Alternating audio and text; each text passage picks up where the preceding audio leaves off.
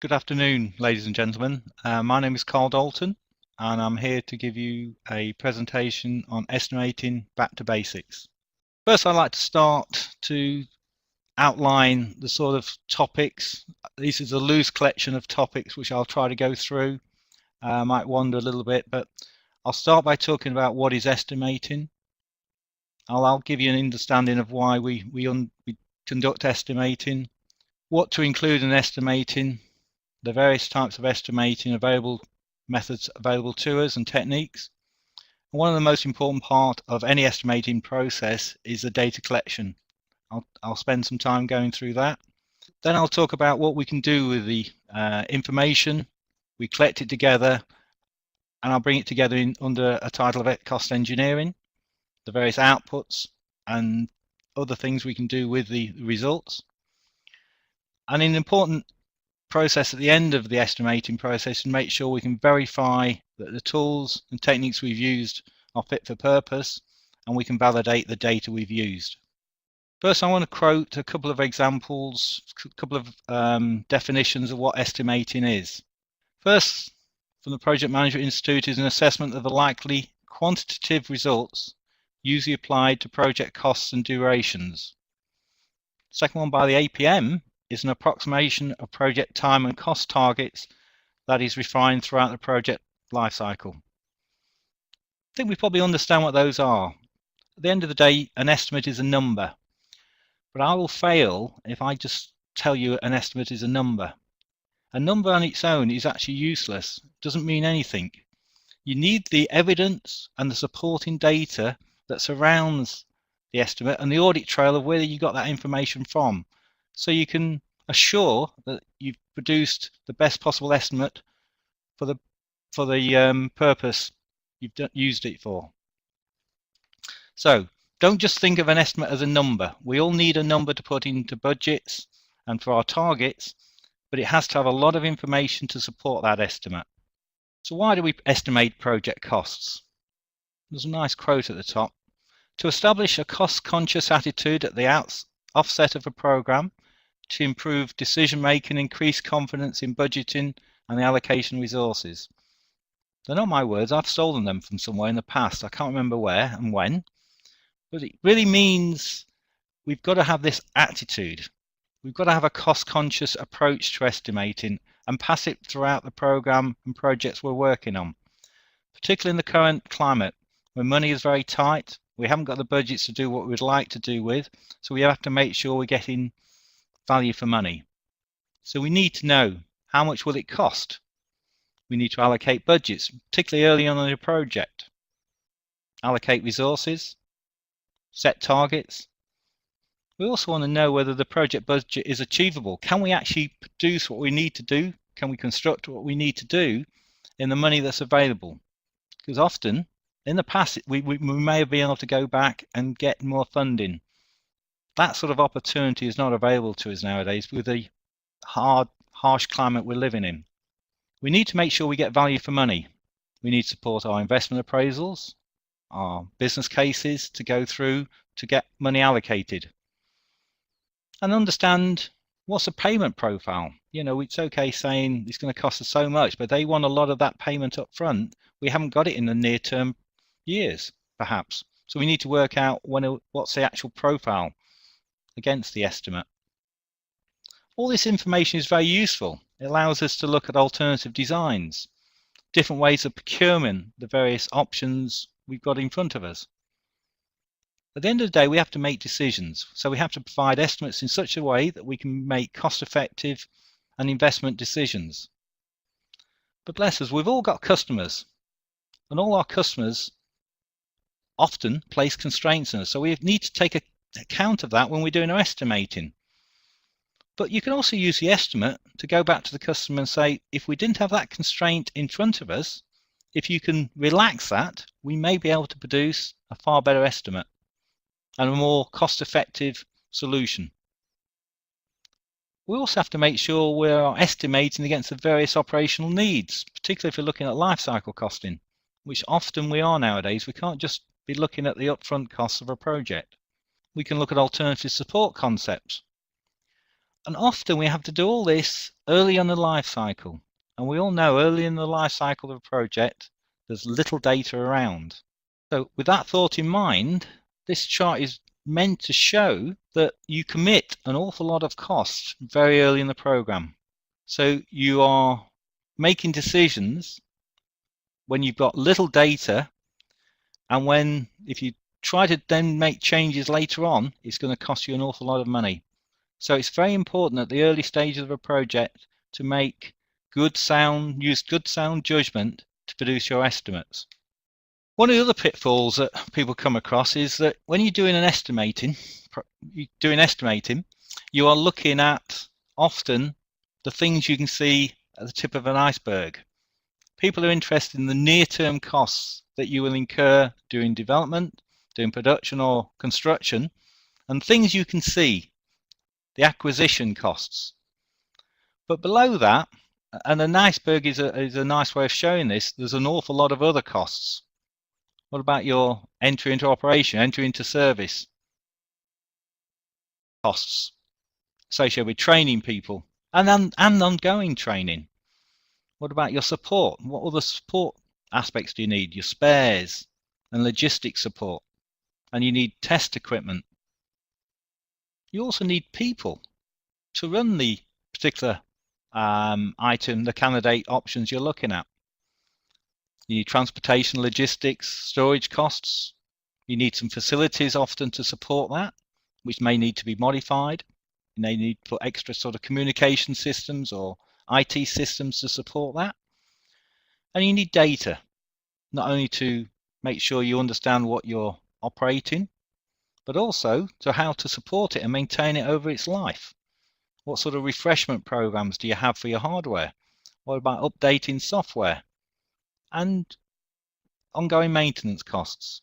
There's an awful lot of things you need to think about when you're cost estimating. It's important to understand the boundary of what you're including in your estimate.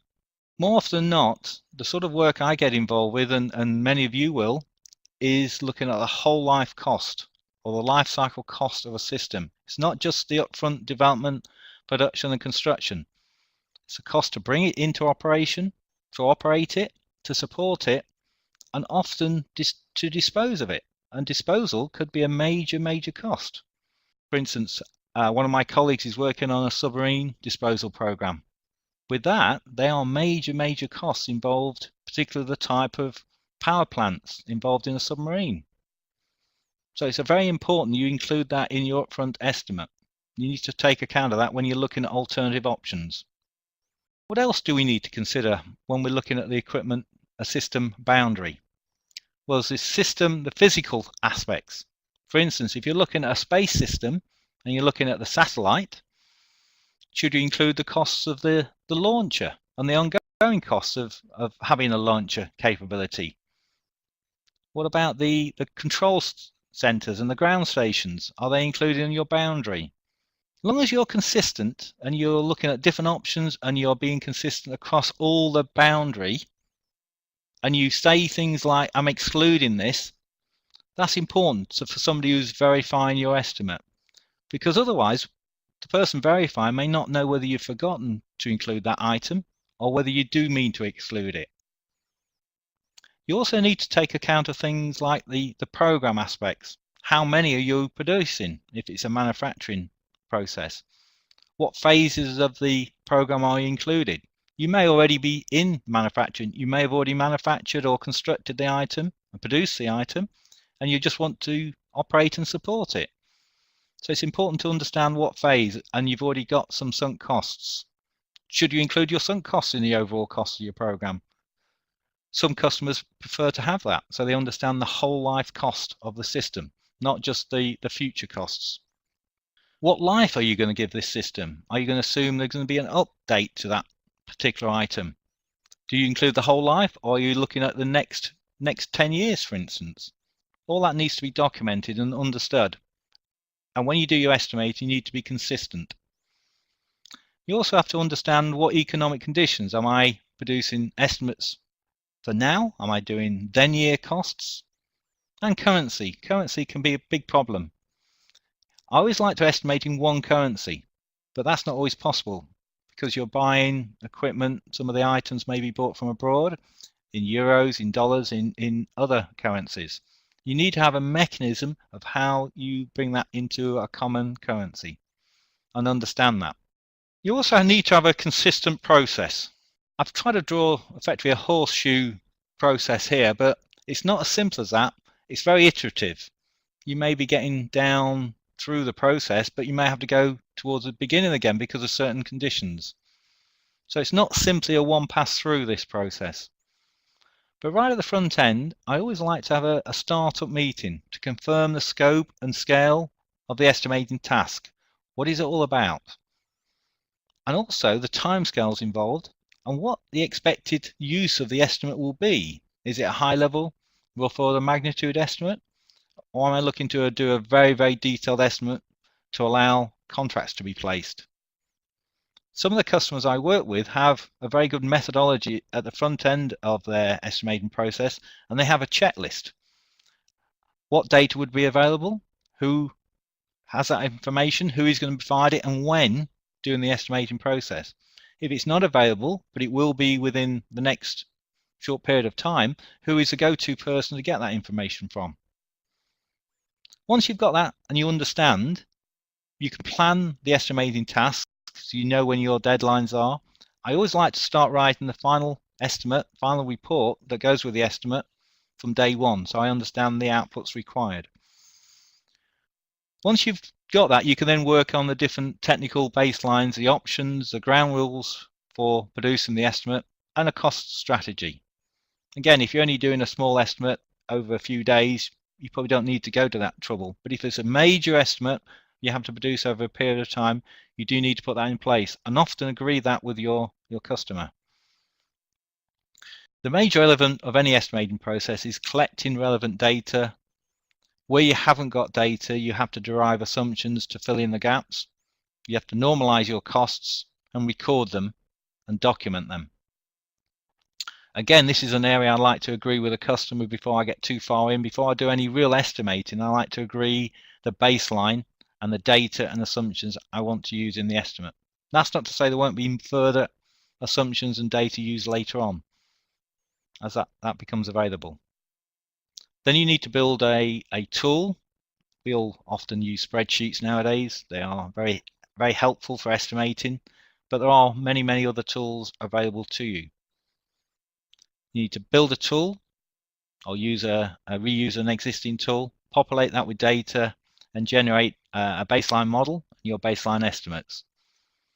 You then review it, validate it, and again, you may go through an iteration where there's concerns about the sensitivity and quality of some of the data. It's all about making sure the audit trail is there and the evidence is there to support your estimate. Often at that stage, you may show that to your customer, either internally or externally, and they'll ask questions. They want to do trade-offs. They want to test where the cost drivers are, conduct sensitivity analysis, what if analysis, and so on, to see where they can flex the estimate, see where the major concerns are. You will then look at risk analysis on top of that. Risk and uncertainty is often used interchangeably, but they are different things. So you'll look at the risks on top of your uncertainty within your estimate and understand the risk exposure, and then produce a final report and present the results. And again, you may have to go through an iteration at this stage. So what sort of estimating techniques do you have? Well, there's many. I've tried to group them into 3 or 4 here, but you could probably have a list a lot longer than that. But effectively, a cost estimate is a series of calculations, arithmetic operations, and you perform them in a certain sequence and produce effectively a cost collection tool. But there's many estimating techniques you use to drive the various areas, and you don't just use one necessarily on any project. There's parametric techniques, there's estimating by analogy and scaling, and similarity, and there's more detailed estimating. But my experience, I've found that there's no single predictive tool, technique, model that covers the whole of the life cycle and all the cost elements you need to address, particularly if you're trying to do a detailed estimate. I also believe in the use of multiple methods. I don't just use one, particularly on a major program. I try to do a sanity check independent estimate as well, using a different technique. So parametric estimating. This is where estimates are based on characteristics of a candidate system. For instance, if I want to build the house, I can go on the internet, find a little estimating tool that will look at what are the drivers to predict the cost of a house build.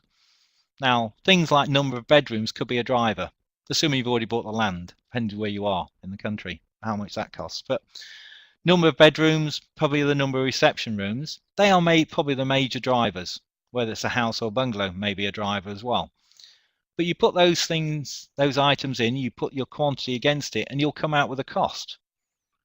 That's a parametric model. That's been developed based on collecting data from lots of previous house builds. Somebody's gone through that. They've built relationships, cost estimating relations using regression analysis, and they've identified that the number of bedrooms is a key driver. Number of reception rooms is a key driver. There may be other sub-key drivers, like the number of bathrooms, which could have an influence, but they are not the key drivers. But they may also be entered into the model as a secondary driver. But effectively, to build a parametric model, you need lots of data of similar, for instance, for the house building or bungalow building. You need lots of data down to the detail level. That is all pulled together, and using regression analysis, you come out with these cost estimating relationships. They are quite accurate, but they're only there as a guide. They're not something you'd use later on in a project when you have a lot more information, but they are there to help you produce an estimate at the front end. But you shouldn't just use those as they are with the cost drivers, for instance, number of bedrooms. You've also got to use common sense.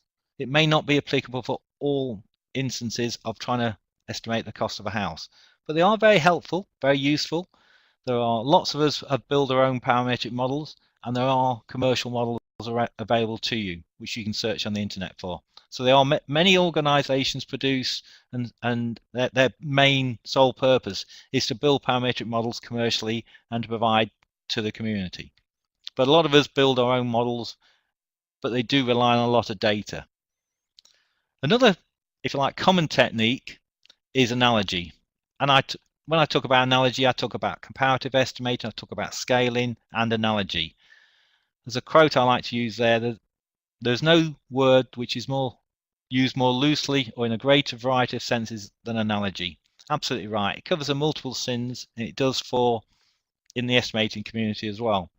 That is where you can take a particular item and you can identify whether your item you're trying to estimate, your candidate system, is bigger, smaller, more complex, less complex, but it gives you a benchmark to be able to produce an estimate.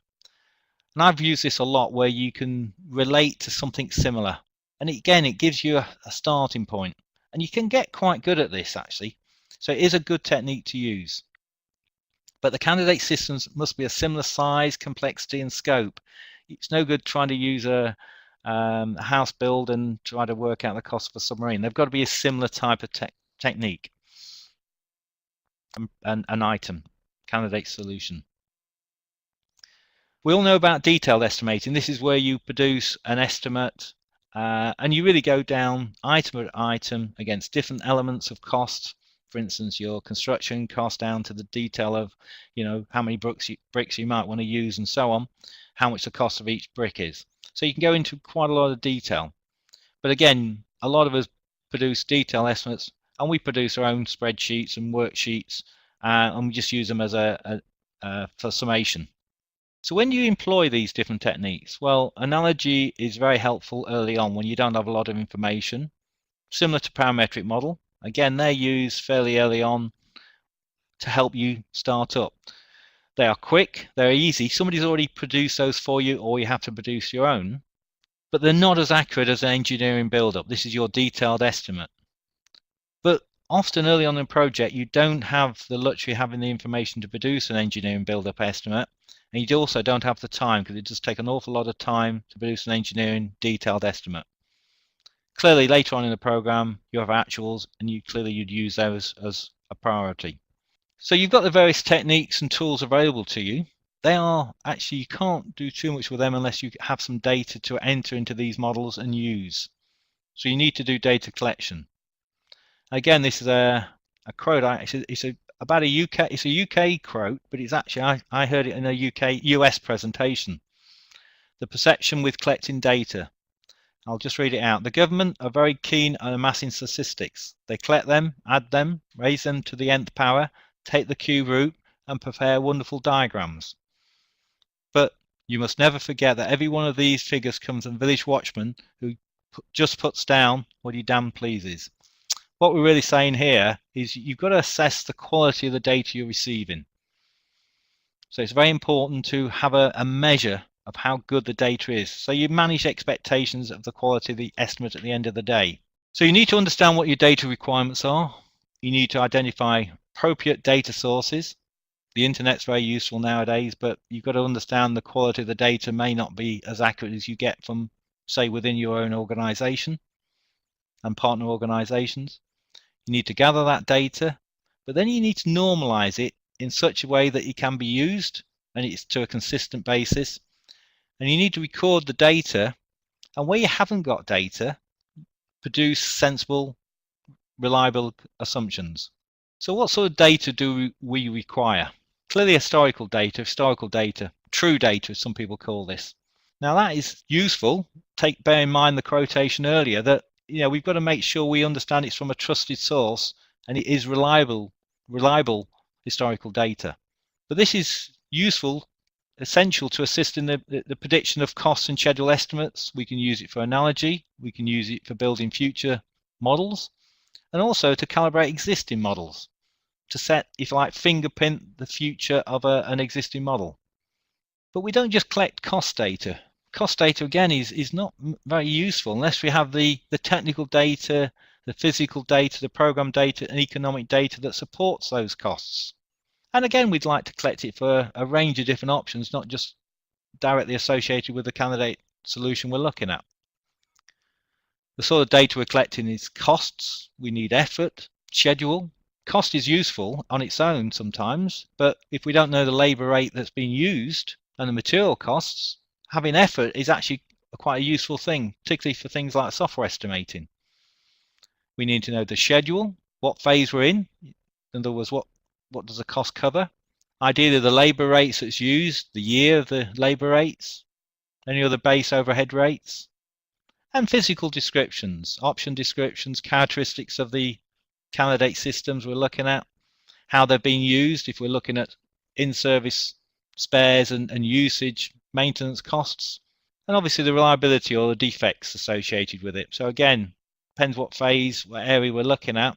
If we're in service, that would be useful to know how often it's being used and how it's being used and what sort of environment it's being used in.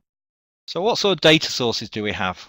Now, this list could go on, and I'm sure people will say, why haven't you included this? There's a lot more I could put on this. But clearly, if you're within a contractor organization or you're a customer, you can collect from your contractors across all disciplines, engineering, production, support. You can look at, take drawings, engineering drawings, conceptual drawings, builder materials, and so on. There's a lot of historical data collected in the accounts from timesheets. Again, labor rates, they are published. They are, if you like, international labor rates published, but you can get specific ones for your organization, depending on what type of estimate you're trying to do. If you're trying to estimate your own organization, or maybe what you're trying to estimate what the competition would come up with. Again, you can use generic rates for that. Clearly, there's experts within your organization, subject matter experts. You should interview those, pass out questionnaires, do expert interviews, and collect that information, test that information. I always like to get data from a couple of sources, and we can test it out, see how reliable each of those sources are. Difficulty is if they give you completely different answers, then you do have to work out which one you believe or understand. Previous lessons learned report. How many of us read previous lessons learned report? Some of us produce these reports, but how often do we go back to them? There's some useful information in those reports. Don't forget your colleagues. A lot of them may have worked on similar projects in the past, may have their own little black books of information. So we collect this information, we gather it. It's a major time-consuming part of an estimating process. It's got to be iterative. It doesn't all come together in one go. You collect more data as you go along. You need to establish a structured approach for doing this. That way you can make sure you're collecting from all the relevant sources. You need to have quality and relevant data, and you need to measure the quality of that data, which I'll come on to I think in the next slide. I'll need to normalize it to a common data point, common economic conditions, common currency, and you need to understand whether it includes things like VAT and profit. And what VAT rate? We have a particular rate in the UK, but not everything's estimated at that particular rate. You can vary the rate depending on what the commodity is. So don't just assume it's 20% VAT if it's a UK project. You also need to sanity check. This is where I like to collect data from different sources and test that data out. Where you haven't got data, or where you have some suspicions about the actual data you're using, you need to make learned assumptions and test those assumptions. Those assumptions are very important because often you haven't got all the data you need, but it's always useful to test those assumptions with your customer to make sure he's comfortable with those areas. But we always have to make assumptions, particularly early on in the project, because you don't have all the information you need. At the end of the day, you're trying to produce an audit trail to evidence that will support your final estimate, and it's very important you have that, and you document the data sources and any assumptions you've made from missing data. I've started putting a data readiness level against my data nowadays. I didn't do this over the past years. I always identified the quality of that data, but I'm finding more and more people, when they do a verification and validation of estimates now, want to know the quality of the data. It's no good just saying that in qualitative terms. They want to quantify it, some sort of readiness. This is just an example where, for instance, I've given here a data readiness level of 1, which is my opinion, going to a data readiness level of 9, where you've got all data is fully mature, you've got validated actuals, and a variation of the theme as you go through that. This is not an exact process or an exact list. It's just giving you an indication of what you can do. Now, if you're only getting data at DRL level 1 and 2, clearly your final estimate is not going to be that accurate. It's going to have a wide range of uncertainty against it. But as long as you manage the expectation of your customer for the estimate, and they are aware of where you got the data from, if they don't like that data, this is where you got the opportunity of trying to gather further and better and more qualified data. But it's always useful now, I believe, is to put a data readiness level against your estimating data. Once you've got your data in place, you've collected as much as you think you're getting, you write a cost data assumptions list, or a master data assumptions list. This is where you put all your general data, your option specific data. You write down things that are included in your estimate, and just as important, the things you're excluding. It may be an interface to another project. Somebody else is responsible for the costs of that, or not, as the case may be. That's just as important as the things you do include, because if you don't state you've excluded something, as a reviewer, I'm wondering whether you've forgotten to include it in the first place, or you do genuinely mean to exclude it. Clearly, you put all your known data, as well as your general assumptions and option-specific assumptions, and you document that. And I like to start writing this from the minute I start collecting data. So you record this as you go along. Sometimes you'll make assumptions early on, and then you collect data to either firm up those assumptions, or you actually have actual data that you can use so you can delete the assumption. But I always say try to write this from day one. So what sort of outputs do we get from the cost estimating process? We can have outturn costs. These are costs annualized against each of the cost elements, inflated to the year the cost would be incurred. That's quite useful for budgeting, future budgeting, and so on. You can have constant costs. This is where you've got your costs all at a common base point, say June 2012. Now, if you want to compare options that have different spend profiles at different costs at different years, different periods of time, you want to compare them on a like-for-like basis, you discount using net present value to bring it to a common point. What we're really saying, you discount because the future cost of money, future cost of a pound in the future is worth less than it is now. So you're bringing all to a common base, and you're able to compare the various costs. You can normalize your outputs to give you equivalent annualized costs. So again, useful for comparing different options and different spending periods. You can look at rate of return, and you use things like indices to help you normalize and produce things like outturn costs. You can use this for doing cost benefit analysis. What's your break point between benefits and costs? How cost effective, so you can rank different options and solutions.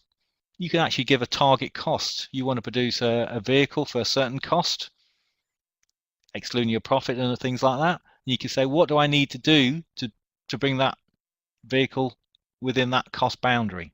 Carry out value analysis once you've got an estimate, produce budgets, benchmark for future estimating, and you can do your cost control against your profile of costs you expect to see in targets with the approaches, the cost variances, and earned value against the original estimate. One thing I mentioned earlier is discounting. I always get asked, how do you compare costs and benefits that occur in different time periods? This is not the same as inflation. You don't just take inflation off. You start with constant costs. So remember, constant costs is where you've at a common baseline. For instance, June 2012. You start with a constant cost and you discount it. The UK at the moment has a discount rate of 3.5% per year. You discount it. So spends at different periods of time will be all discounted to produce what we call net present value. And then you can compare different options which are different spend profiles. If you have to produce estimates that then go to the Treasury, they insist on having all their costs discounted. So again, they can rank and look at different options and understand the decisions that are made because of that. So again, a useful technique. It really relies on our understanding that, as we know today, if we're trying to buy a glass of wine now compared to what we did in the past, it's going to cost us more money. In other words, a pound doesn't go as far. It's the same principle.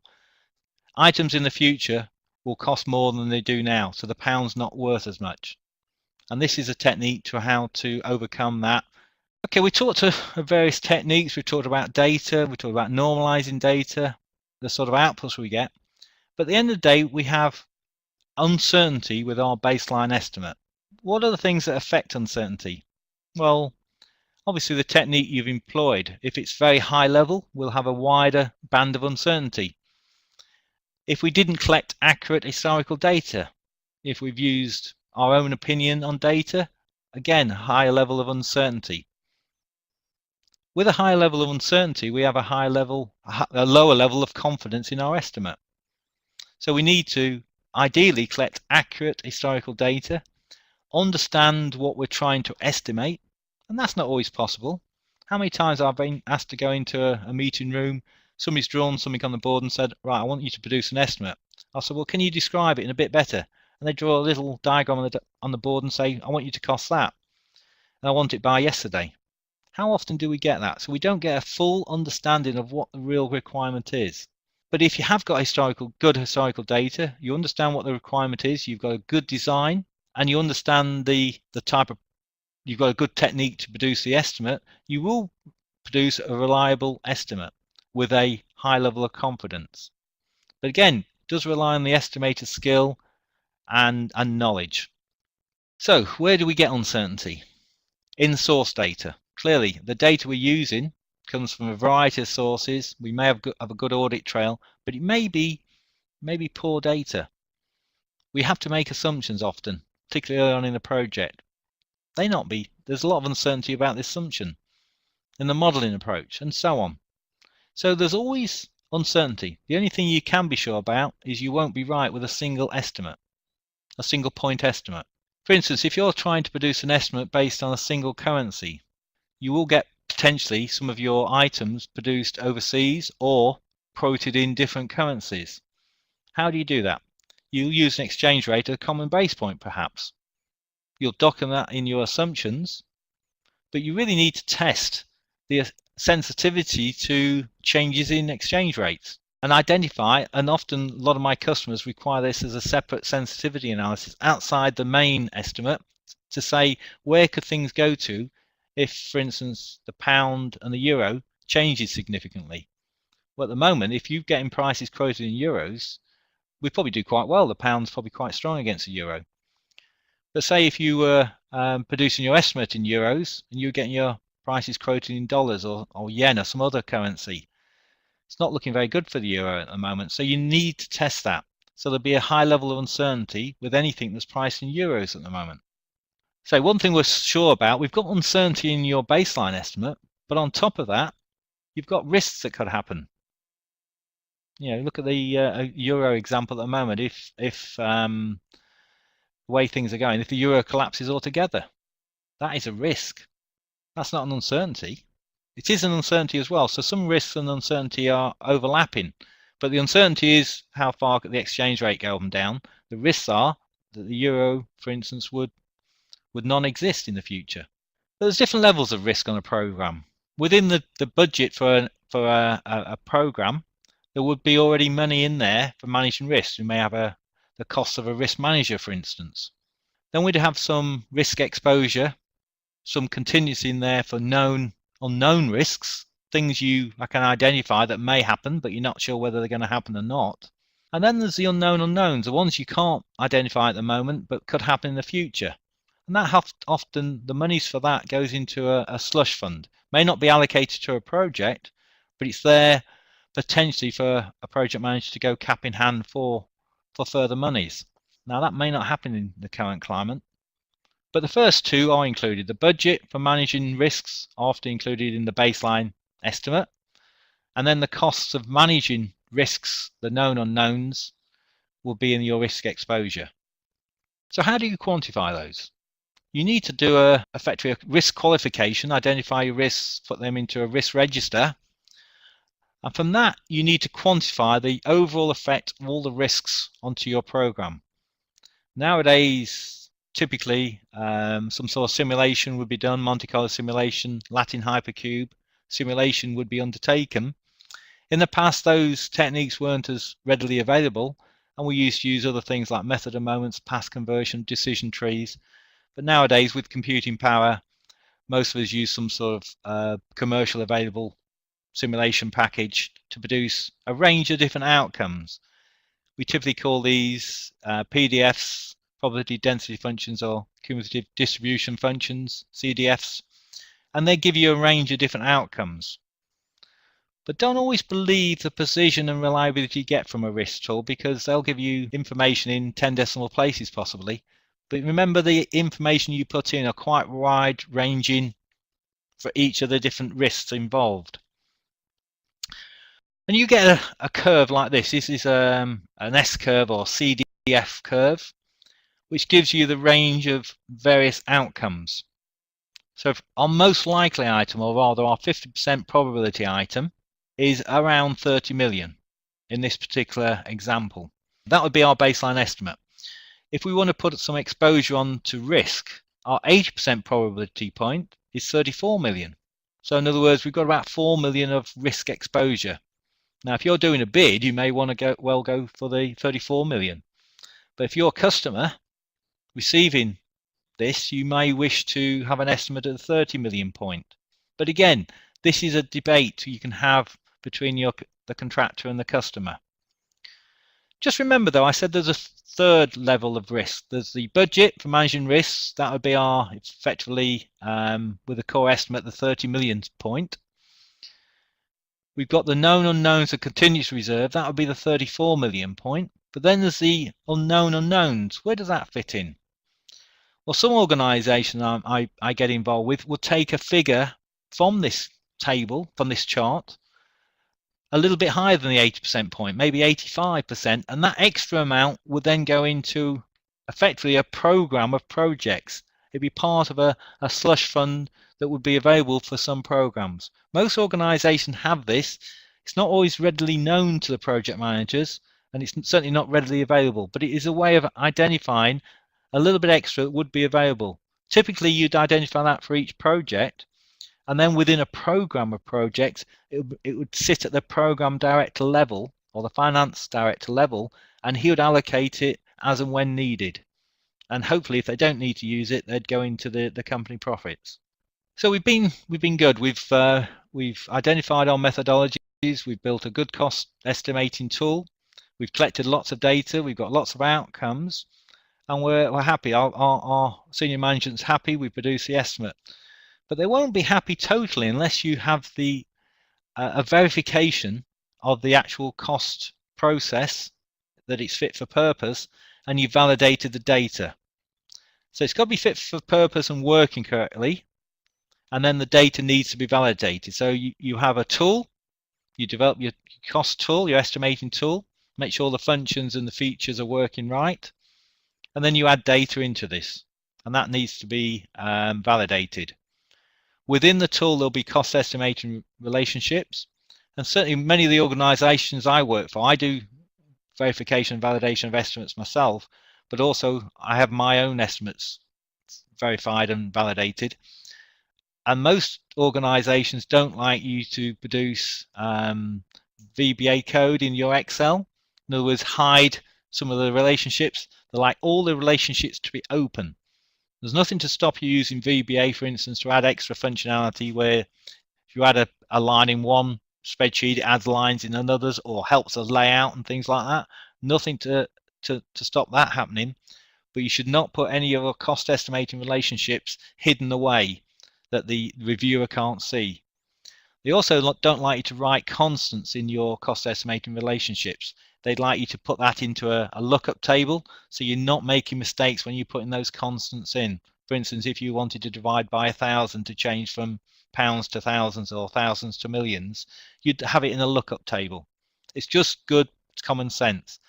The other things I like to see is that your input data with your data sources is separate from your normalized data. In other words, the input data is as you receive it with the data sources identified. That is separated from your calculations and your, if you like, your normalized data, which is again separated from your answers on separate worksheets. So it's very clean, there's no contamination there.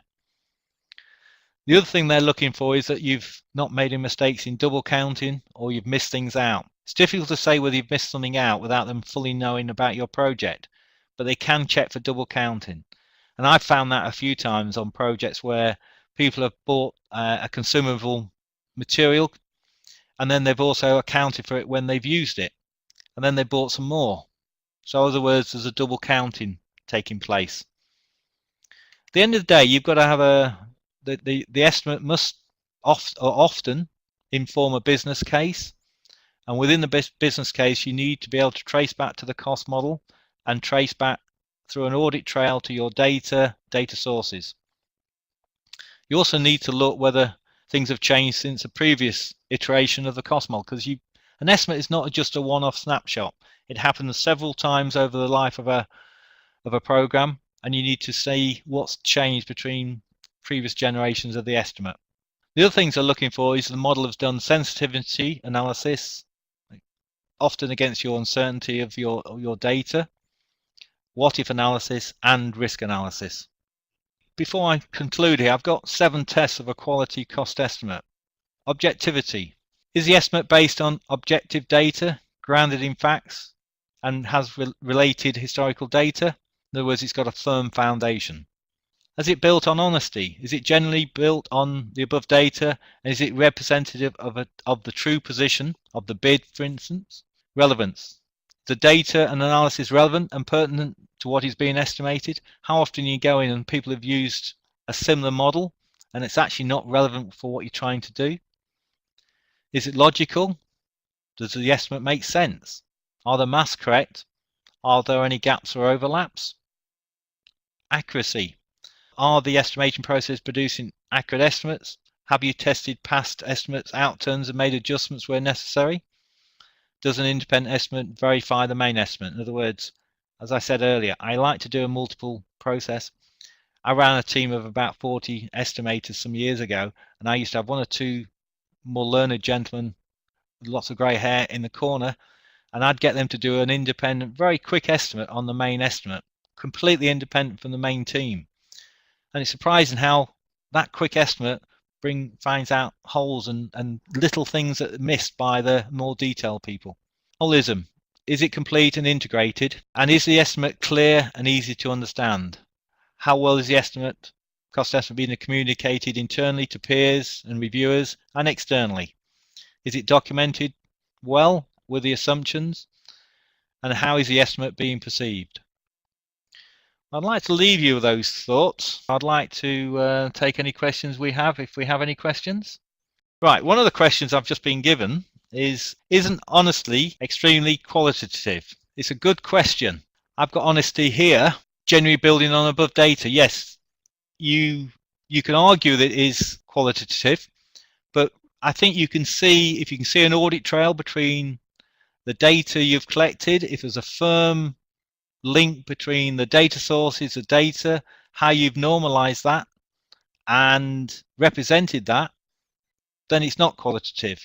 But I agree with you, honesty itself, if you had the pure definition, you looked it up in the dictionary, it is qualitative. But I think you could actually make it a little bit firmer. How can we assure on top of that the bid is not lowered deliberately in order to win a contract? Well, as an estimator, I can't do that. I can only provide the information for somebody or some part of the organization who has the authority to make the final bid decision. As an estimator, you're not always privileged to how much goes into the bid, because an estimate of cost is not the same as the bid price. The bid price could include lots of things that are put in to make more profit for the company. It also could be deliberately lowered to win the business, and that's a judgment on the business. And I don't think an estimator is actually in a position to control that. I'd like to think we are, but often we're not privileged to know exactly what's being bid. So you can't, unfortunately. That's outside the control. I believe an estimator should produce the best of his ability, an independent estimate with all the facts available to somebody making a decision. I have another question here. How can you be sure of the true position of the bid? I think this goes on to the second question from the previous caller. I think it's the same thing. As an estimator, you can only present the facts as you know them in a true sense to somebody who then makes an informed decision. All you can do is do the best with the estimate. You can't actually control the actual bid. Somebody else has that opportunity. I'm getting a few more questions coming in.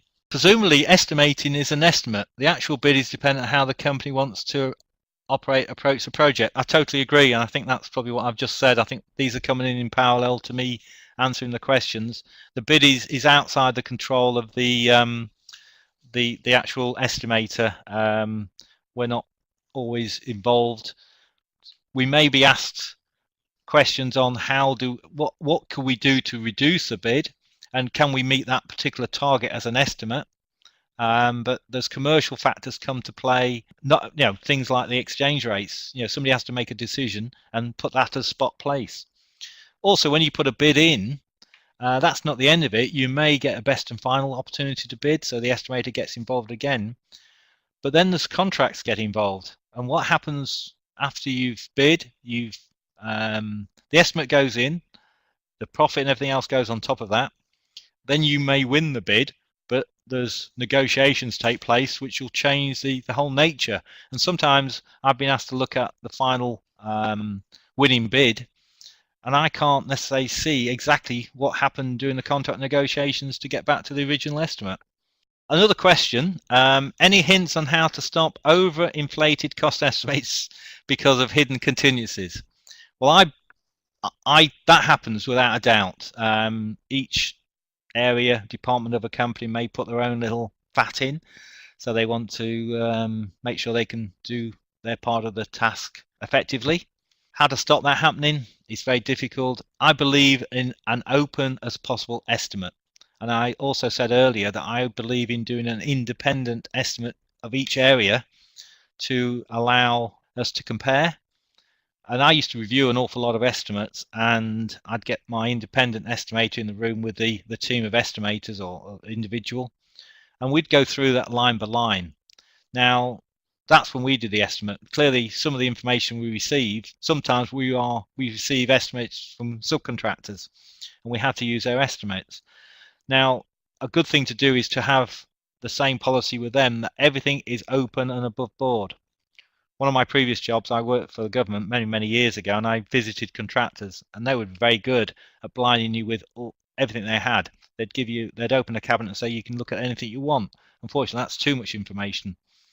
So they can build in contingencies. To stop it is to have an independent estimate done, but also have as much openness and clarity in the estimate as possible. Have I used the BCIS cost database for such indices as location, tender price? If so, do you think it's a reliable source of data? I'd like to answer that as a positive. I don't know it. I'm sorry, I don't use that. I use Office of National Statistics indices. I don't know the BCIS cost database, so unfortunately I can't answer that. I'd like to be able to answer it. I will go away and find out about it though, and whoever, you're welcome to contact me. My details are there. If you want to send me an email with this, I'm happy to have a further dialogue, because I don't know it myself, but I will find out about it tomorrow.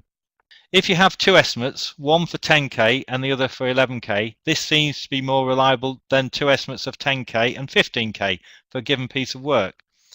Is there a way of qualifying reliability of the estimate based on the variance of the two figures? That's a good question. Let me think about that one. So what we're saying, we have different estimates for the same thing from different suppliers. I'm assuming that. I would look for as much support. As I said earlier, it's very difficult to make judgment on just numbers. You need to have the qualifying information that supports those numbers. What's gone into them? What is the data source? If you're getting a quote in from supplier, I don't just ask for a number. I ask for the qualifying information and quantifying information that supports it. I would also ask them for their, if these are bids, I'd ask them for their confidence in the bid. Is it a firm price bid? Is it an estimate done internally? I'd ask if it's an internal estimate. There isn't really enough information for me to answer this, but if it's an internal estimate, I would look for the data sources they've used to come out with those estimates. It sounds like there's ranges. It also depends what stage you're at. But if you can get back to the data sources they've used, how reliable they are, and that's why I like to use this data readiness level 1 to 9, because if the estimates are very close but are based on DRL 1 or 2 or 3, I'd be very suspicious of that close. I don't think you can. I don't mind uncertainty in estimates. It tells me the quality of the. When it's too tight, I mistrust it often, particularly early on in a project. I don't think you can get that accurate. People claim accuracies of 5 and 10% early in a project. I don't believe you can get that. Where is the boundary for adding contingency to cost estimates? I think you produce your own, but you record it. The contingency we're talking, I think we're talking about risk contingency. You say the boundary. And I always believe when we're doing risk analysis, if that's what the question refers to, is that you can't say, well, okay, change of government may affect my project. Well, that's outside of your control. There may be things outside the control of, say, you as a contractor, but it may be within the scope of your customer. So there's nothing wrong with having a joint approach to risk management with your customer and the contractor working together. So things you can control as a customer-contractor relationship should be in a risk register. You should be within your contingency, potentially. Things are completely outside your control. For instance, a change of government may affect your program. You can't influence that. So I would put them as outside the boundary.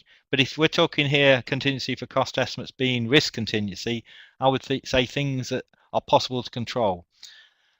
There may be exceptions to that. There may be things like showstoppers, which if they happen will stop the whole project. Those you have to take account of separately. and you may decide to exclude them or transfer that risk to some other organization. But I'm not necessarily a strong believer in transferring risk, because if you transfer it to an organization and they can't manage it, it comes back to you, and you've often paid them for the privilege of doing that. But the boundary is things you can actually control or have an influence on. That's including your customer in that statement, and you may well be a customer, I'm not sure. Any observations on how to avoid double counting of risks and uncertainty? By application of optimism bias, that's a good one. Optimism bias is used a lot now in the defense sector to test the risk and uncertainty. I didn't mention it because it's used in one or two sectors, but not exclusive, not in all sectors. One way of avoiding double counting for anything is to make your estimate very clear what it includes, what it doesn't include. And so it was very obvious when I looked at the example I gave earlier. Was a real example where they were taking account of the cost of buying something. Is a commodity that got used up every 2 years, and they were also taking account of when they were using it, putting the cost in as well. So in other words, double counting. They use it for different things in different parts of the estimate, but when they added it all together, it was double counted. But if you lay your estimate out cleanly and sensibly, those things do pretty quickly come out to bite you. You can quickly see them. But there is potential double counting in risk and uncertainty, because they do potentially cover the same things. My example of euros, the uncertainty is in the exchange rate of the euro, and the risk is that somewhere like Greece or Spain or Italy has a severe problem, and it just changed the whole face of how the euro is calculated at the moment. That is a risk. It's not something you can put a band on. You can put a band on by looking at the past and predictions for the future currency. You can actually put a band on the uncertainty. So you could argue they are reflecting the same thing, but that's what you should take account of when you're putting your ranges against that particular risk. You should already take account of what uncertainty is being placed on the estimate. The application of optimism bias is a technique. It's a separate technique to look at that. Actually, you can actually use optimism bias to oversee the two and say, is there enough risk exposure allowed for in your estimate? If there's no further questions, I'd like to thank you for your time, and hopefully you found that useful.